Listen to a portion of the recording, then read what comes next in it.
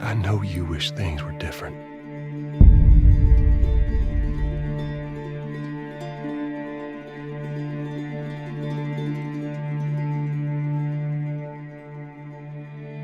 I wish things were different.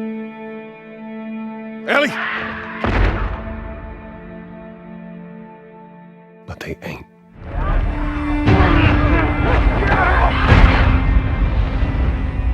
Please stop!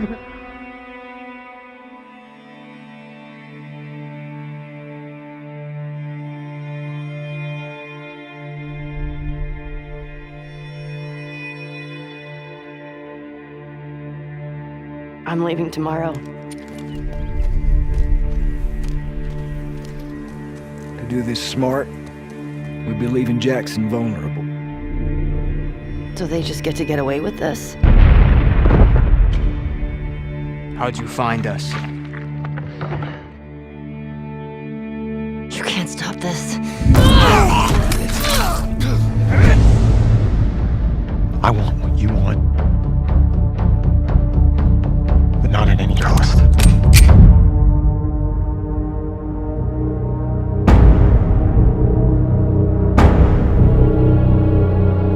I really hope you make it.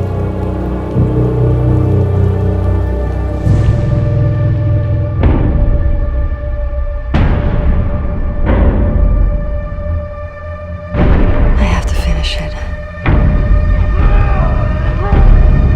There's a cost.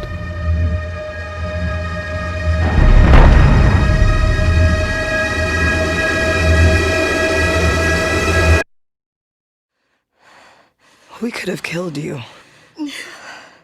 Maybe you should have.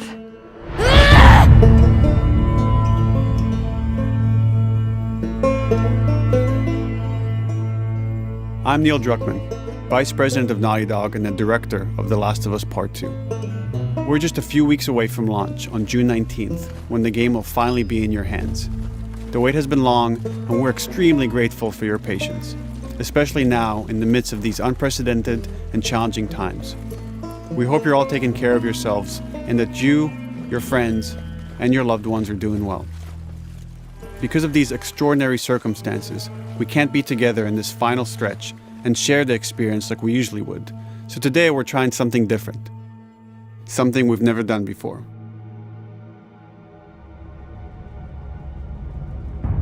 Over the next 20 minutes or so, we're going to give you an in-depth look into what awaits you in The Last of Us Part 2, including new details about the gameplay experience and story. And to cap it all off, we'll be showing a never-before-seen, lengthy gameplay sequence. You'll definitely want to stick around for that.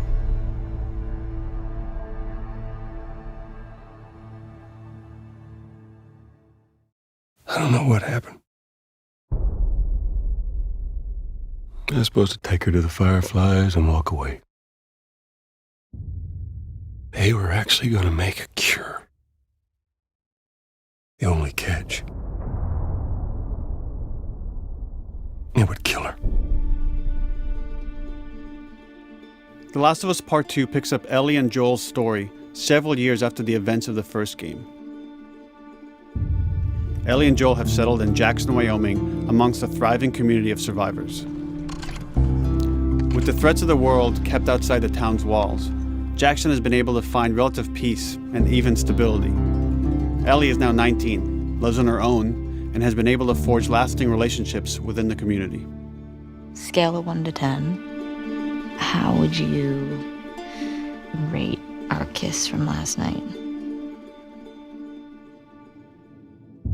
However, this peace is short-lived. Jackson and Ellie suffer a violent and traumatizing event.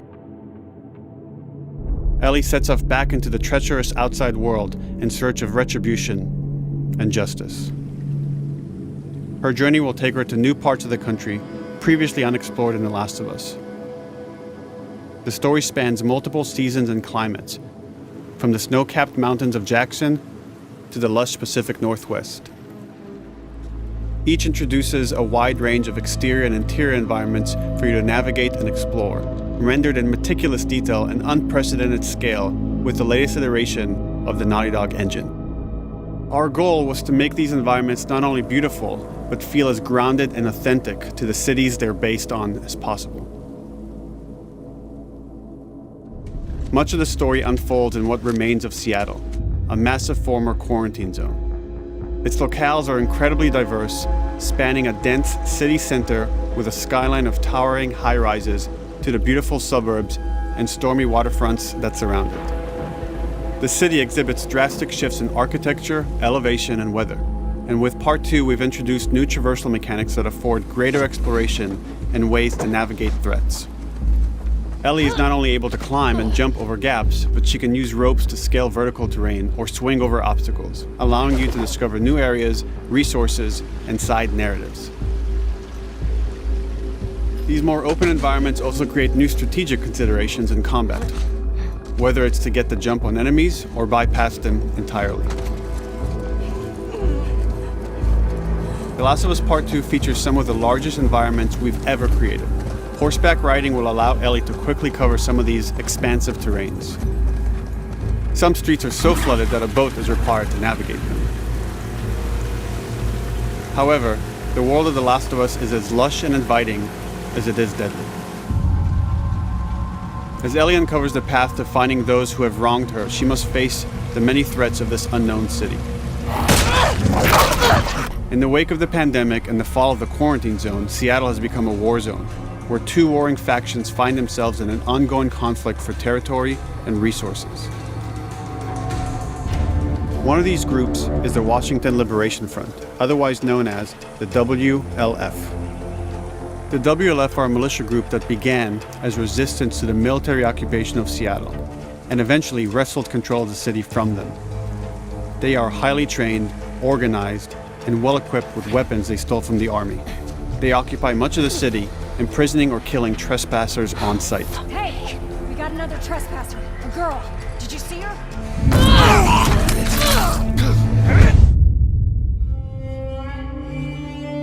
On the other side of this bloody conflict is a group of religious zealots called the Seraphites, or Scars, defined by the self-inflicted deep cuts that they bear across their faces. Like the WLF, they're deeply tribalistic and territorial. They're known for being stealthy, using overgrowth as cover, and they use more silent weapons like bows and arrows. Clip her wings.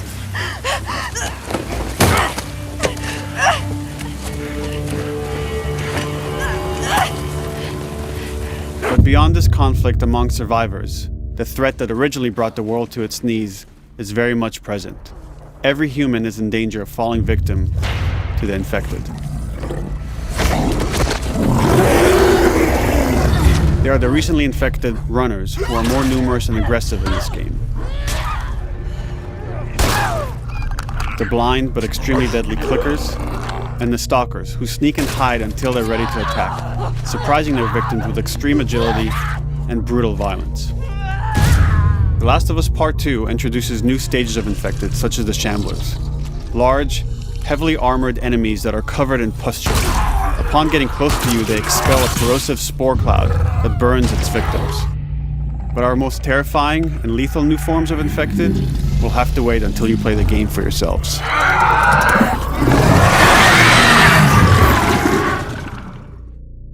Overcoming these threats will require careful consideration